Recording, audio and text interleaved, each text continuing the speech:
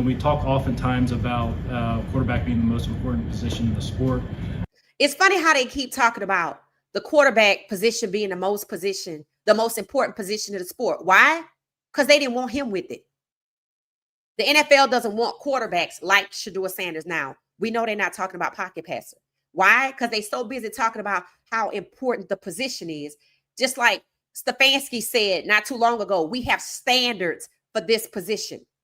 They feel like Shedeur wasn't good enough to be an NFL quarterback. And it had nothing to do with being a pocket passer or a dual threat. And Andrew Berry is the one telling you this. So that meant he's in on it. Devalued. We obviously spent a lot of time with Shedeur throughout the process. Spent a lot of time with Shedeur throughout the process, discriminated against and devalued. He's highly accurate, can play well from the pocket, very productive college career. And so if he's highly accurate and can play well from the pocket, what's the problem? What's the problem? Isn't that what you need? Isn't that what Josh Allen is converting to? Isn't that what Jackson Dart is? Isn't that what Flacco is? Isn't that what Dylan Gabriel is? We felt like it wasn't necessarily the plan going into the weekend to select two quarterbacks, but as we talked about, we do believe in best player available. We do believe in positional value, and we didn't necessarily expect him to be available. We didn't expect him to be available. Well, where the hell did you think he would go if the owners took him off the board? Since the owners took him off the board, you didn't expect him to be available. What did Haslam say? If you would have told me he was getting drafted on night one, I would have, So he's lying. He's lying. How did you expect him not to be available? He wasn't on the board. How's somebody going to get him? That's why he free fall from 2, 3, 4 to 5. That's why it was such a rapid fall. Because he wasn't available for anybody else to get. And what did 3 GMs come out and say about the first round? We did have a grade on him. So they lied again. Lies, deceit, discrimination, devalued again black quarterbacks, which is cause for a class action lawsuit for black quarterbacks. The quarterback position is the most important position. They didn't want Shedeur with it. They don't want Cam with it. That's why Tennessee tried to get off of that pick. And I want you to understand, they could have gave that pick to Jacksonville. That's right. Travis Hunter could have went number 1. But then what was Cleveland going to do? Right? You see? They finagled that to try to embarrass Shedeur. We're going to take your buddy and not you. They lying. In the 5th round, like he was a good, solid prospect at the most important position. A good, solid prospect at the most important position. So what the hell is the problem? Oh, it's the most important position. He's a good, solid prospect. He is. Right now, he's still number 1. First round projected overall.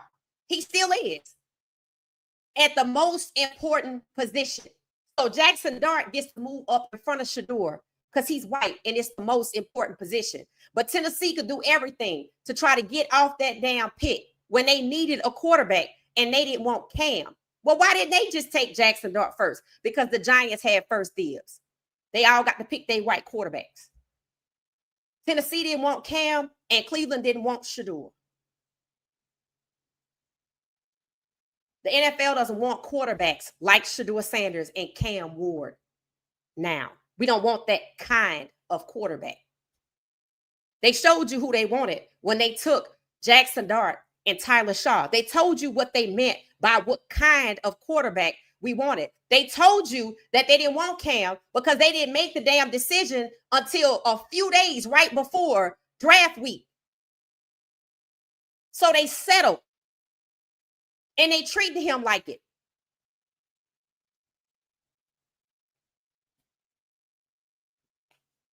So we're going to talk about this article. Mike Florio wrote about Shedeur Sanders and what the problem was. Essentially, I'm just paraphrasing.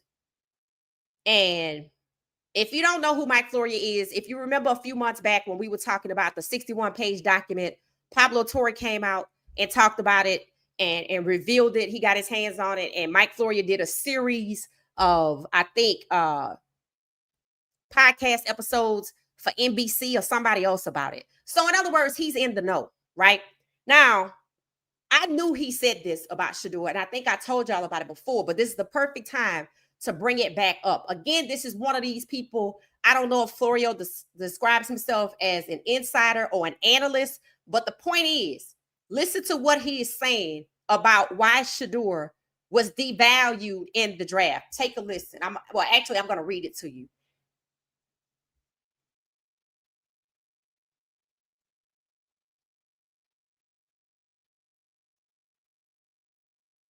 I'm going to share it on my screen so you could see it. And that way you can follow along with what I'm saying. All right. Let me make sure you can see my screen.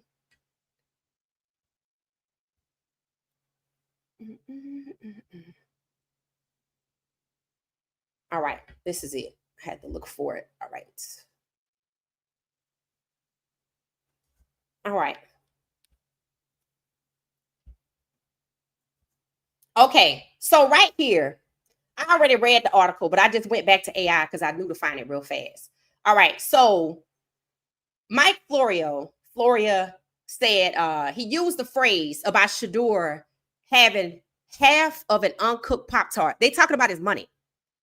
It said to describe what Shedeur Sanders was left with financially after bypassing an agent during the pre-draft process.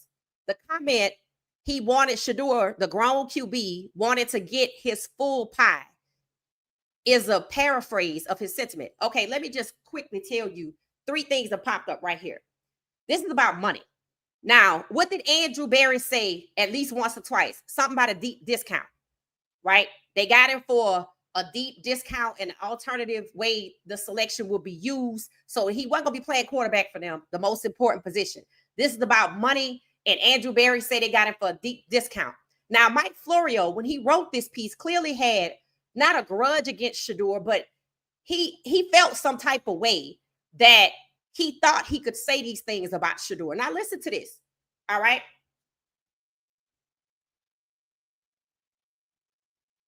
One second.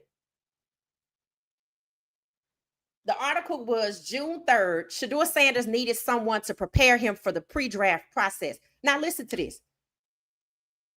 It said Colorado coach Deion Sanders recently sounded off on the pre-draft criticism of his son, Browns quarterback Shedeur Sanders. It said Deion's complaints overlooked one very basic reality.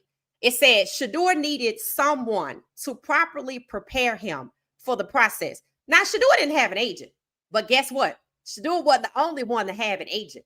But Shedeur, not Cam didn't have an agent either. Cam Ward did not have an agent. Shedeur needed an agent, but Cam didn't. And Cam didn't have an agent, and it didn't disrupt him going number 1 overall. But somehow they want us to believe it disrupted Shedeur from going number 2 overall or number 21. Shedeur needed someone to properly prepare him for the process. It says Sanders decided not to hire an agent.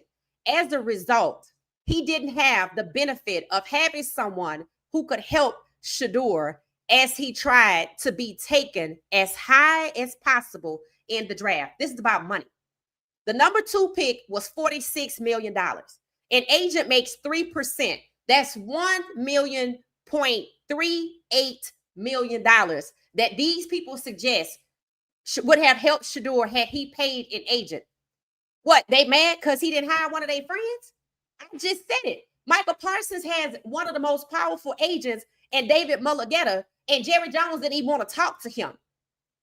Cam didn't have an agent, and it didn't negatively affect him, but they want us to believe it negatively affected Shedeur because he didn't pay an agent $1.38 million. While having an agent isn't critical to understanding how the pre-draft game works, in other words, you don't need it. Not having an agent didn't keep Cam Ward from going number 1. So Cam didn't have an agent, but why we don't hear the story about Cam? This is just like the combine. Shedeur didn't work out. He should have worked out. Travis Hunter got drafted on both sides of the ball and didn't work out in the combine on neither side of the ball. But when it comes to Cam, who didn't have an agent, it wasn't a problem for him. And it wasn't a problem for Travis to not work out at the combine. everything is only a problem for Shedeur. This is when you're looking for a problem. This is what it feels like when they're looking for something to hang him on. It says some players need to hear what an agent has to say regarding how to properly approach interviews. Shedeur did not fail his interviews. After Ms. Pilar came out and said, put the tapes out if he didn't do good. You see, they backed off of it. It was written. The New York Giants backed off of their claims about Shedeur not having good interviews. What did the post that I had up with all the Sharpie colors start off by saying? He was the worst formal interview I ever saw. That should tell you right there that came from the New York Giants, who backed off of that statement. But the owners decided to keep moving forward with the entitled, and so did Andrew Berry indirectly. You see?